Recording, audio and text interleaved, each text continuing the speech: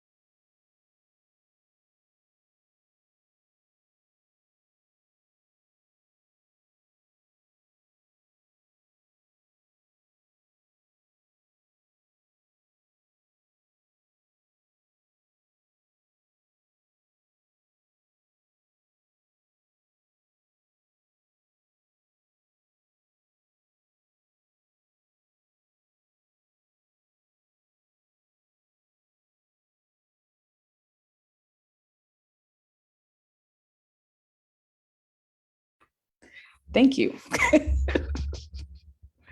Thank you, thank you, thank you. All right. So yes, I'm really excited about this topic today. I want to thank everyone for joining us on this lovely Wednesday. I'll go ahead and make a few announcements.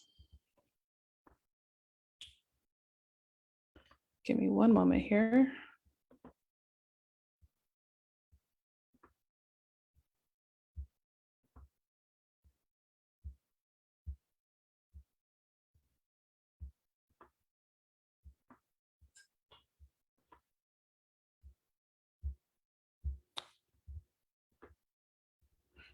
Right. All right. So all systems rolling. And I'd like to be very respectful of everyone's time. So we want to make sure we finish on time today. So if this is your first time joining the African American Marketing Association, thank you. If you're returning, if you're a member, thank you. We do appreciate your support. I do know it can be challenging scheduling these things, but thank God for social media and all of the technology to get the word out. So the African American Marketing Association, we are a 501c3 nonprofit, and we are able to sustain ourselves with the courtesy of our sponsors. So special shout out to BID Creative, Dragonfly Editorial, Facebook Elevate. You can get your digital marketing certification through Meta, aka Facebook Elevate, Onward Search, and Product Led Marketing. So if you're a product marketer, that's a great organization, a great community to tap into. So as I stated about AAMA, we were established in 2019. We are a 501c3 nonprofit created to galvanize Black marketers in order for them to have the resources and opportunities to grow their career or their business. Membership is free. Membership became free at the beginning of 2020. Some of the resources we do have is our job board. We have some great jobs there. I'm going to go over in a minute. We have our Marketing for the Culture podcast, where we release a new episode each week. We have been on a little break because I guess 2 months ago, we had the Marketing for the Culture Summit in Atlanta, Georgia, which was very successful. And we'll be sharing some news about that tomorrow. So be on the lookout for that. So as I stated, we have our career board. Our job board is updated daily. All right. Currently, we have jobs from Wikimedia, Lupus Foundation, Auburn University, California, school in California. Like there's jobs nationwide. One role is here in Houston with the company 1 Foot Over. They're looking for a marketing client services director, which is paying really well. So if you're on the job market or if you have a friend that's in the job market, please share our job board with them because we have some great jobs nationwide. A lot of these companies are providing the salary as well. So you know what you're signing up for. All right. 2 weeks ago, we released our Black marketers list, the top 50 Black marketers on the rise. So congratulations to everyone that was on the list. A special shout out to Honey Butter Soul, who did the graphics for our Black marketers list. So be sure to check that out. It is on our website, aa-ma.org. And next, we have our partner events. We have 2 conferences coming up. We are just partnering, meaning we're informing, sharing that information with you. We will not necessarily have a presence or a booth, a vendor table at these events. But the first one is MACON. It is a marketing artificial intelligence conference. August 3rd through the 5th, they are offering a promo code AAMA150 in order for you to get $150 off your ticket. Next, we have Content Marketing World. That is September 13th through the 16th. We actually have four or five speakers from our organization. Excuse me, we have 4 or 5 members from our organization that will be speaking at that event. So I'm really, really excited about that.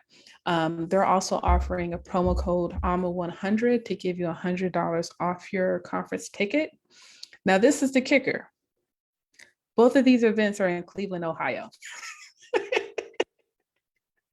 And they're just, 5-6 weeks apart, okay? So I find it really interesting. I went to Content Marketing World last year, had a phenomenal time. It was one of the conferences on my bucket list, so I can strongly advocate for that conference. However, I am intrigued with MACON, Marketing Artificial Intelligence. I think that's really interesting, a budding industry. And now that I've known about it, I'm sure it's on my radar for next year. So I want to encourage you to look into both of those events. All right. And I guess we are recruiting. We are always looking for volunteers.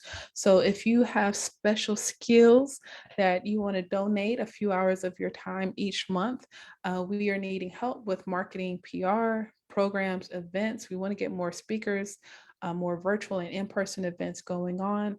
Of course, corporate relations, that's sponsorships, engaging our membership, and more. Next year, we plan on having the Marketing for the Culture Summit here in Houston, Texas. So we want to create a conference committee to kind of help spearhead that. So these are things that you're interested in. Please take note. We're going to have an interest call next Thursday at 5 p.m. Central Standard Time. And I will go over all of those details on what we're looking for and pretty much a timeline, especially when it comes to the conference, right? So if you're interested, please send an email, info@aa-ma.org, and I'll be glad to give you the details, the Zoom link for the call next week. All right, so let's get started. I want to introduce our expert. Give me one moment here. All right. All right. So Cynthia Williams is our expert guest today. Cynthia manages Dragonfly's business and technical editing team. She has been an editor for almost 20 years and briefly worked in the program evaluation field.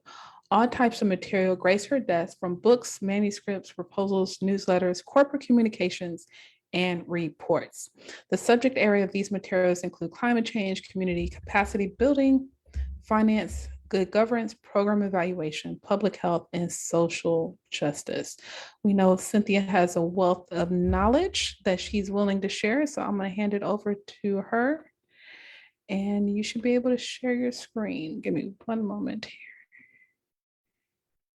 And you're on mute as well. Yeah, on mute. Okay. Okay. All right. Thanks, Michelle. And thanks, everybody. Like I said, we want to be mindful of your time. So I have about a 20-minute presentation about quality control in publications. Start slideshow. And just, as Michelle was saying, I've worked in a few different fields. I started in book publishing. So I've worked at LSU Press, a trade book publisher. I've worked at nonprofits, Public Citizen, Color of Change, Union of Concerned Scientists, some as a full-timer, some as freelance. And, at Georgia State University's Center of Excellence for Healthcare. So in all of these different arenas, I've seen a lot of different marketing and corporate communications, like newsletters, of course, you have your brochures, things like that. You have your white papers and everything from that to one-pagers to, newsletters, fundraising newsletters. So, there's a lot that comes into like marketing or just the category of corporate communications.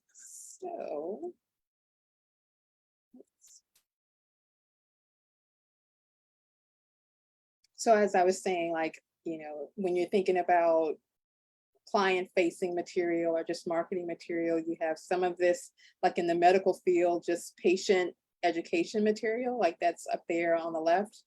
You have your brochures, you have your things that people can bring to conferences, like this support through the full mind life cycle on the right. And then you have your email newsletters, right? And everything in between. So there's just a lot out there that falls into this category and falls into quality control and why it's important. Our definition in the editing, like copy editing world, is making sure that things are clear, coherent, consistent, and correct. Accuracy is a good, good chunk of that. You want to make sure, and that's very important, right? So you don't want things like this happening, on your day of your, whatever event you have, and all your programs look like this, with this misspelling in there. So it's definitely, quality control is definitely important to the content creation, this workflow. And, it dovetails with, your messaging and how effective that is, because if you have like a bunch of typos or just a bunch of inconsistencies, people are not going to get that message as clearly. It goes into your reputation and your credibility also, because people just want clear and coherent materials and not have to be distracted by a whole lot of other things that might like get in the way of how people perceive your organization or just your materials or your events. So fitting quality control into your timeline, right? Like these days, everybody's on a crunch timeline. So it's like, okay, I don't have time for quality control, or I don't have time to, put this into editing. And these highlighted points are where you might fit quality control into your workflow, from writing all the way to design. And some of these steps are iterative, so you just kind of go through them until you get a clean copy. And it looks like a lot, but it's really not. Quality control comes in basically at 3 points of your process. And that's once you've written the material, right? You've done your research, you've written the material. You want quality control to come in there, where a substantive editor will come in and make sure, and this could be somebody on your team, like not somebody on the content team, right, comes in and makes sure the messaging is okay, make sure it flows logically and, it's easy to read, and that's what we call a substantive edit, just making sure that the messaging and word choice is correct. And then you want to do a copy edit, which is a different kind of read to make sure that like all your T's are crossed, I's dotted. Copy editors can kind of help with the light fact check also, because everything they come across, whether it's URLs, phone numbers, people's names, company names, they're checking all of that for accuracy. So it's kind of like a fact check also. But there's a different category of fact checking that's a little bit deeper, but copy edit definitely kind of skims the surface of that. So that's the first quality control check you'd have. And then if you get your materials designed and you lay them out, whether that's in Word or in InDesign or another Adobe app, you'd have somebody come in and proofread it, right? And this is not like editing, but more things that happen as a result of formatting. Maybe you took all the copy from Word, put it in InDesign, and some of the paragraphs got left off, or some of the paragraphs got repeated, or just different things that can happen when you're formatting something. So it's good to have somebody come in after that and just check it to make sure it's okay. And then that third process is just going through those motions until the document or the leaflet or the 2-page or whatever it is actually a clean document, and all of the errors and misspellings, formatting changes, all that stuff is taken care of. So it's just mainly those 3 points where you have quality control to make sure that you're putting out the best product or the best program, the best little card for your conferences, stickers, whatever you're doing, just to make sure it's the best product you can put out there. So even though the quality control happens after you've kind of gotten your wording the way you want it, there's a lot that can happen with preparation too. So you want your editor to know whether they're dealing with a Word document or a PDF. If you're editing something, it's going to take longer to edit it in a PDF than it would in Word. But if you're proofing something, it's just kind of, it'll go by quicker with either format. You want the editor to know whether you have a style guide. A lot of organizations, have a style guide for just how they treat certain things that come up in their materials all the time, right? So we want our logo to be treated this way. Don't use this logo in this kind of publication. We use this logo in this publication. All of our titles or all of our bylines are treated the same way. So, if you have a style guide, you include that kind of material in there. But if you don't have a style guide, you can create a checklist, and that will keep you, help you keep track of multiple projects. So if you're going down this checklist, you know where you left off in your quality control across projects if you have a lot that you have to keep track of.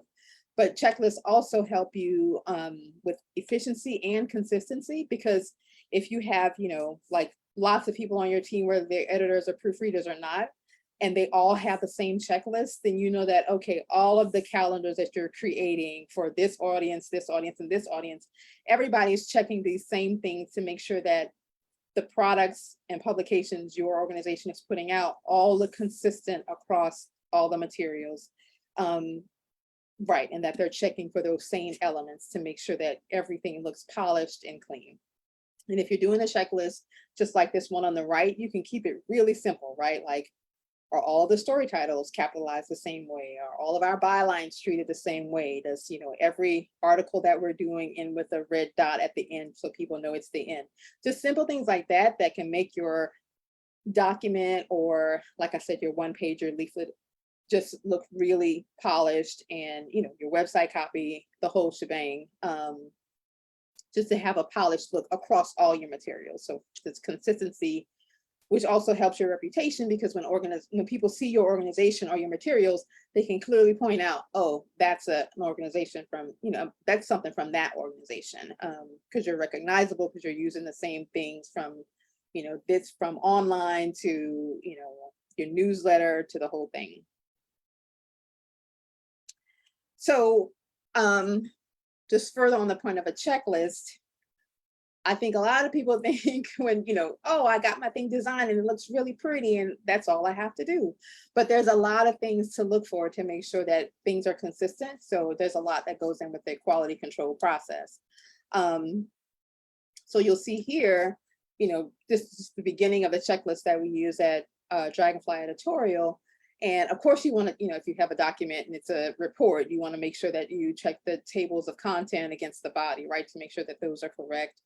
But you also want to check things like page numbers. Like if you look at these two page numbers, they're not the same, but somebody who was proofing this document would know that, okay, pages with a full page photograph, they don't carry a page number or a header, or a footer. So the person would know that nothing should be in that red box on the left at the bottom. And if there was, then, they'd have to delete it and just make sure that that change got done. So, right, so checking the page numbers and the footers, that's, part of the normal proofreading process for quality control. And when you're checking footers, like sometimes you might have the organization name down here. Sometimes you might have the title of the section down there, right? So you have to make sure that that actually changes from section to section. And checking the placement of illustrations, tables and figures.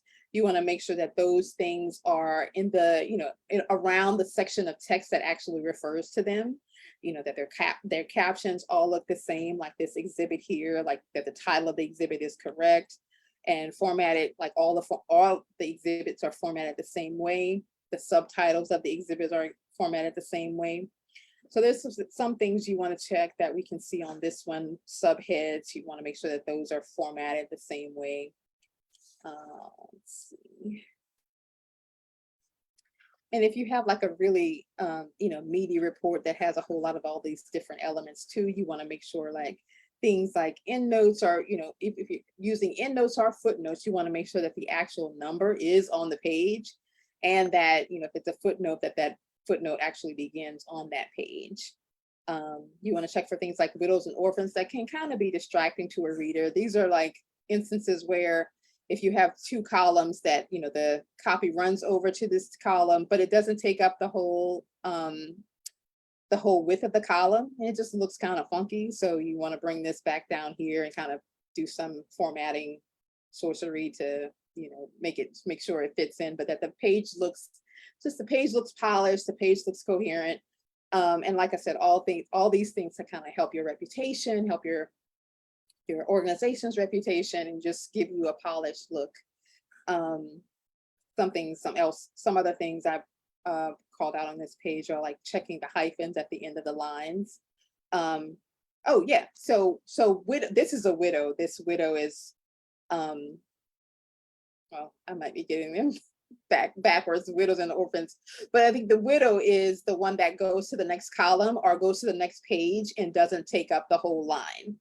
And then an orphan would be, we don't have any on this page, but it would be like if, you had objects of weekend and weekend was the last word, but week was hyphenated here and you just had END on this line. It's like if you have, 4 or fewer characters on a line by themselves, then, you don't want that. It's just kind of clunky formatting.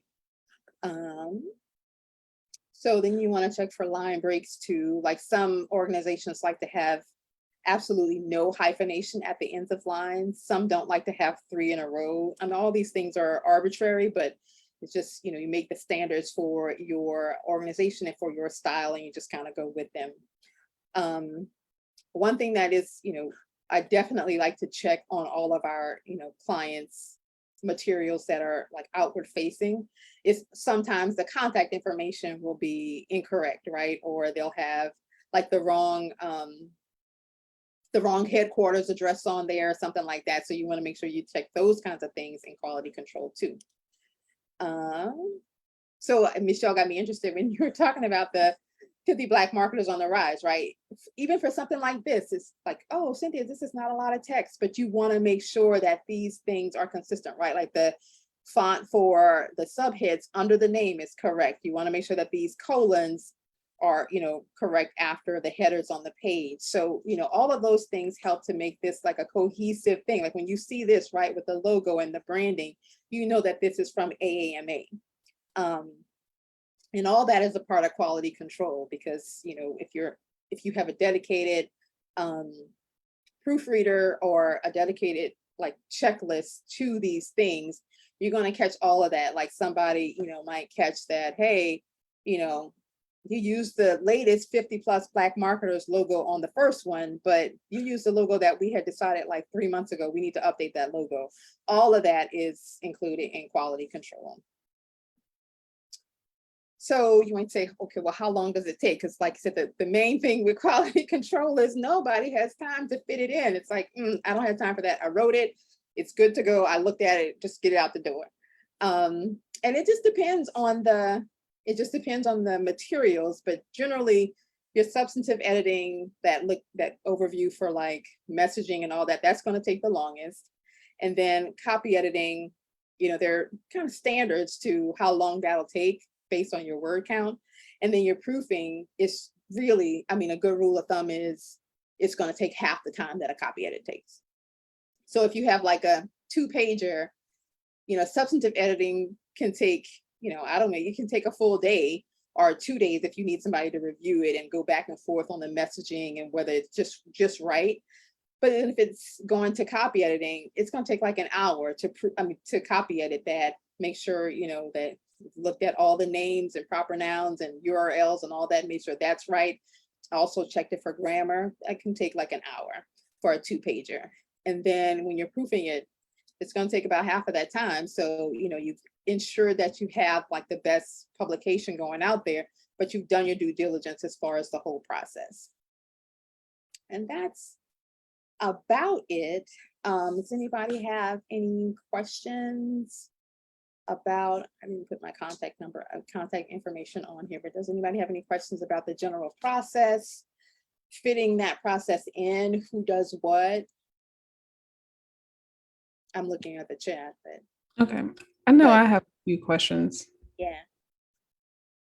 Should I undo this? So feel free to drop your questions in the chat, or if you want to come on audio or video and ask your questions, that's great as well. I have quite a few questions. So as a professional, I'm so curious, what are your thoughts about Grammarly and WordTune? Mainly because we have a lot, well, we have solopreneurs, but just even your emails, right? Emails, note taking. So what are your thoughts about and pro writing aid too? I haven't heard of that one, but yeah, some of these grammar tools to make you a better writer. I feel like they can help. I don't feel like they're substitutes. They can help in certain arenas, right? Like if I had a white paper, I definitely wouldn't totally depend on Grammarly. And it depends on what level of edit you're looking for too. I mean, if you're looking for like something, a review that is involved with the messaging and whether things flow correctly or logically, you could depend on Grammarly or one of the like apps for a first stop, I think, before you turn it over to your team or bounce it off somebody else. And I've tried Grammarly a few times. And like you said, like when I was writing an email, it might suggest something that was pretty good. But yeah, I mean, obviously I'm biased because Grammarly's trying to replace me. So I'm kind of biased. No, but, yeah, in a pinch, I think that it does. I think that it does work though in a pinch. Yeah. And a lot of editors use it for like a second set of eyes. Like they'll do their thing and then run Grammarly or something, or have Grammarly up to kind of double check them. Okay. Also, I know I'm a marketer, but I do have this love-hate relationship with marketing, because I feel like as time goes on, the lines are just becoming more and more blurred. So meaning marketing and sales is one, or it's merging, marketing and design is another thing. And now we have marketing and communications. So as we grow our business, what do you think is a good size, I guess, communication team? And what are some roles like what are some roles that we need to consider if we're going to outsource a project or we're going to, bring it in-house? Mhm. Yeah, that's a sticky one. At Dragonfly, we have a lot of clients who, like you said, they had maybe like a 2-person communications team and it was fine, but then their departments just started putting out more materials, right? So it kind of depends on like what the load is coming in. And I mean, if you have a 2-person, let's say you have a 2-person team, sometimes a 2-person team can handle like, 50 reports a year or something like that. If depending on the spacing, right? Depending on the spacing of the teams. It's like one But a week. right, exactly, right, exactly. So, they can handle something like that. Obviously you touched a point again where I'm biased because I'm part of the outsourced community. So I'm like, bring it to us. But but yeah, I think it's probably good to have a go-to avenue that is as needed, right? Like not somebody you have like who you're checking in with every week, but somebody who, if your staff like really gets booked, that you can just say, hey, can you take this one, in March or whatever, and then you contact them again in September during your busy period, right? Um, but as your team grows, it's good to know, like have a baseline of how long things take. That's why like at Dragonfly, our editorial team, we know like we edit about 1,200 to 1,500 words an hour. So, if you knew something like that and you knew like what was coming down the pipeline, then you would know, okay, well, we have X, Y, and Z in the pipeline. We're going to have to kick this to somebody else. Mhm. Um, so it's good to know like if you can't know what's in the pipeline, it's good to know how long things take so that okay, do I have the bandwidth for that or not? All right. So Walter has posted in the chat. Let me go ahead and read that. He says, I don't know. I don't know if it's a direct question, but I'm working on launching a series of articles on LinkedIn and wanted to have an editorial feel to it. Anything you would recommend keeping in mind regarding formatting? I'd also like to train someone to do the quality assurance, but for now, I'm just doing everything solo. Yeah. Well, for online, I definitely would, just as far as formatting, like keep the sentences to like 25 words max. And keep the paragraph length short also because, um, and make sure that make sure that you've got like the most important material in that first sentence in each paragraph. My partner does fundraising materials and he's very attuned to how he says people read in like an F shape. So they read like the first full line, right? But then after that is like very short, like you're not holding on to people as they're going forward. I mean, as they're going down. So, but I would also use subheads. I really like to use subheads if I'm writing for online because it just kind of gives people a guide to where they're going in that article. And if you're wanting to train somebody to do the quality assurance, I would say like what are the things that are most important to you when you put stuff out there that you want it to look this way, and then you can work backwards as far as a checklist for the things that you want that person to check for. Like if using serial commas or not, if that's not important to you, then this high level checklist of other things that you want to look for, right? Like you want this person to maybe suggest subheads, right? If you haven't included them in like a 750 word article, you want them to suggest that thing. You want them to, make sure that you're calling out certain words or that you're using certain words, right? So they can give you all that feedback after they've looked at it to say, okay, well, here's what's happening with this first draft of this. So I would definitely work backwards to see like what's the most important things you want to convey, and then turn that into a list that people should check for all of your materials so that they're consistent every time. I think that's so good. I think we underestimate checklists because it seems kind of elementary, I guess. Mhm. Oh, I love checklists. I but love checklists. Yeah. but it does make the process efficient. And I think lots of times, and I've been guilty as this as a solopreneur, when you do outsource, it's kind of like I want you to do your thing, but I still need to provide some guidance, right? Right. Some structure. And I think that's what I liked about the checklist, as well as creating a style guide. I have brand guides, but not necessarily a style guide. So I know that's Yeah, something I need to put together.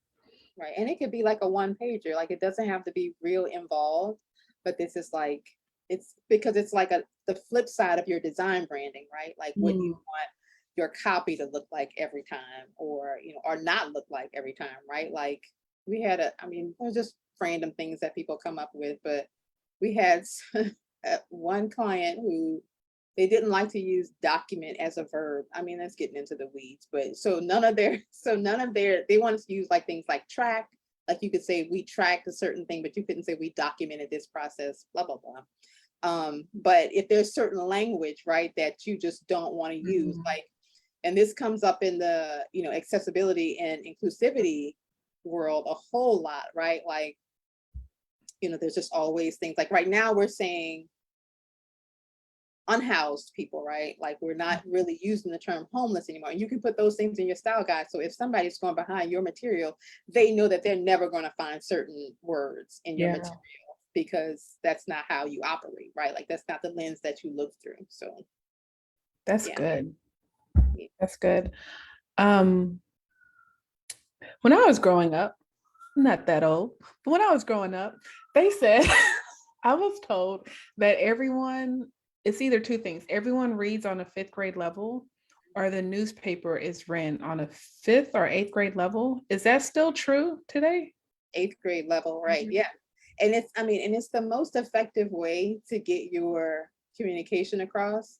Like the object, and this is just my own philosophy, but the object of communication is not to go to your audience, which you want to engage and say, look how smart I am. Like that's not the goal. The goal is to say, I'm putting this out there so you can understand it and we can communicate and go back and forth. You know where I'm coming from and you know how to perceive me, right? And if how I'm being perceived is like, oh, they're really like, I like what they do, but I don't understand what they're saying. You know what I mean? Then you're not really getting through, you're not really engaging people to, interact with your organization or just, kind of understand the messaging that you're trying to get across. So I'm definitely for like, I don't know, people, I think it's derogatory to say dumbing it down. It's just like plain English. Mm, Um, so plain English is a big thing to me. Now, all of our clients are not always on board with it. Um, and most of the time we kind of have to, go with what our clients want. But the clearer the better. yeah. Yeah. Yeah. All right. If there's any more questions, please drop it in the chat. Let's see, because I can do this all day. All right. So, what resources or tools do you use to create and maintain a workflow? Is Google Doc efficient? Oh, to maintain workflow. Okay. Um, this is dangerous territory because I am definitely a process oriented person. So I can take a process and like really just run it on the ground. Um, let's see. At Dragonfly, we use Basecamp for a lot of our like file facilitation, things Mm, like that, like creating checklists with tasks to assign to people. Um, and I like that too because it's in a whatever PM system you have where you can assign a date so people know like the window that they have to work in. I like that better because then they might get a little reminder that says, hey, this thing is due tomorrow. So yeah, as far as project workflow, we do use that. I have been experimenting with ways to use Google Doc as a workflow. You have those checklist boxes, so you can do that and then share it with different people. I also, well, there are a couple of people on our staff who use Google Task and Google Keep. I don't use those as much, but they are like, depending on your task, they are pretty good, but I don't think you can assign other people to those. So I don't think you can. Another thing you could use is Google Sheets. I'm just all in the Google thing, but whatever Microsoft things you want to use. and to substitute, you can use those, but you can use a spreadsheet also. For a couple of the newsletters, we, kind of had headers that said like, this is the phase of the project, and we just moved that project from, phase to phase so people could know where things were in the process. At Dragonfly, we've gotten big enough to where we have a project manager now. So that's a little bit, you're talking about like, what's the optimal size of the staff.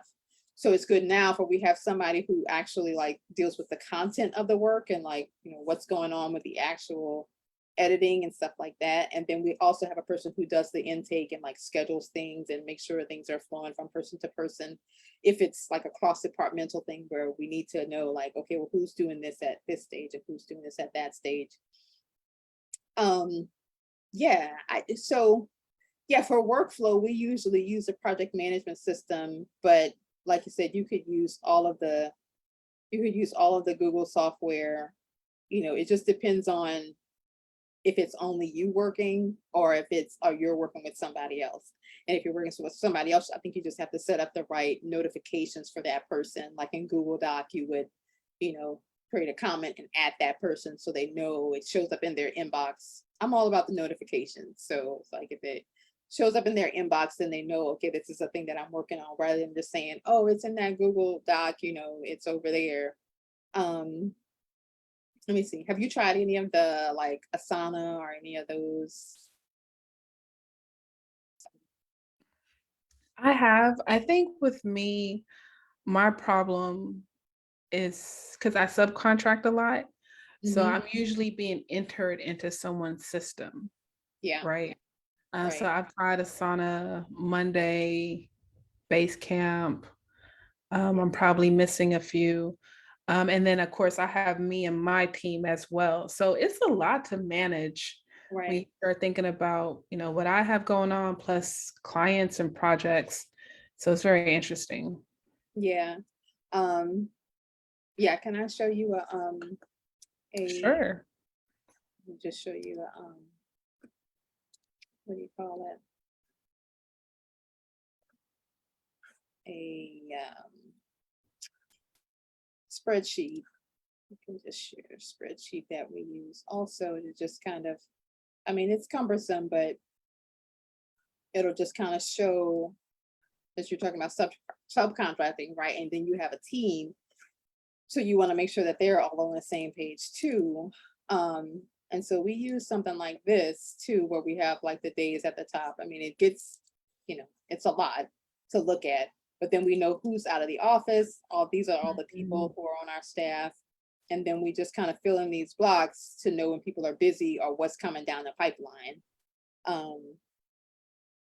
So, it looks like a lot, but it's more like yellow if there's something they're working on, red if they're out of the office, and then these are the people who are, on our staff. And then at the top, we just kind of have things that we haven't booked yet. Um, but that's customizing how you set up your workflow. It's like you could go down a rabbit hole. Like I see that thing on the back. I thought that was like your calendar, and I was like, oh, I like it because it's visual, right? And it just depends on like if you're a visual person, if you like a list, all that kind of stuff. Yeah. This is a 12-week calendar I got from a coaching program almost 5 or 6 years ago. And I have the stickies because I can rechange it, right? So I can update the week, I can update the project right here. Mhm. Because once you write into it, you got to scratch it out. So that's why I use the stickies. Yeah. Right, exactly. And the stickies are good too because things are always changing, right? Deadlines are always shifting. So right, you got to just keep on top of all of that stuff. Yeah. That could be like a separate, I do like it too, Brianna. That could be like a separate just, just about like how you organize your process. Yeah. I actually have a YouTube video on it. So you can go to Okay, my all right. Like I said, what is my, it? my Right. infamous YouTube channel. Is it your name? Yeah, it's my name. Share the link. Oh Lord. Share the link. Hold on. I like it. Like it just share that link. Yes. Just give me one moment. And please, if you have any questions, go ahead and drop them in the chat. This has been very insightful. Oh, I see Brianna's question. It says, once you finish, the thing, going back to the earlier combo, for clients who want to use a bunch of technical terms rather than write in plain English, how do you navigate that as an editor? Is there ever a moment where you try to persuade the client in any way, or are you just take what you're given? It depends on what they ask for. If it is a proofread, I'm not going to touch anything like that at all, because usually they have like it's been set by a designer. And once you go to making changes like that, it affects the word count. The designer has to come and do a whole bunch of stuff after that. So the earlier, the better for something like that. And there's, I mean, somebody was in the chat saying there's data to back it up. Like there's a whole site about plain language that the government has put up, because that's like one of their requirements for different government materials. It's that it be accessible to people, right? So that people can understand it. Plainlanguage.gov, I believe is what it is. But when you have a client like that, if it's getting like really jargony and really in the weeds, I won't make a comment on every time like the same thing comes up, but I'll make a comment the first time that says, this turn of phrase is a little bit jargony. Would it be better as XYZ? Like I give them suggestions.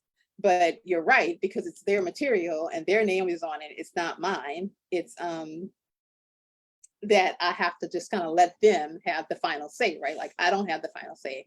I'm an editor, I'm in the background, you know what I mean? So it's really up to them to make that call.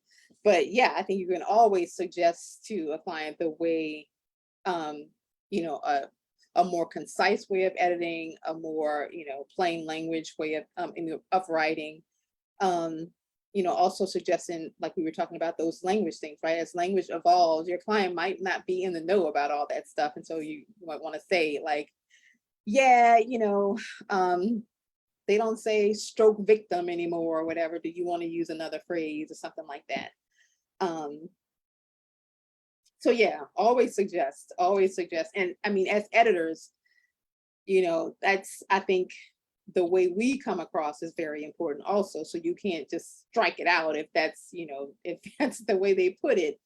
You want to, you want to build that rapport too. So you want to phrase your things more as suggestions, especially if it's not like, I mean, there's some grammar things that are kind of black and white, but then there are other things that are really word choices. So you have to go with your client and say, hey, maybe this would be better as this. And you don't want to do that too much, because editing has it's got its own little circle of ensuring your credibility and your rapport with the client, right?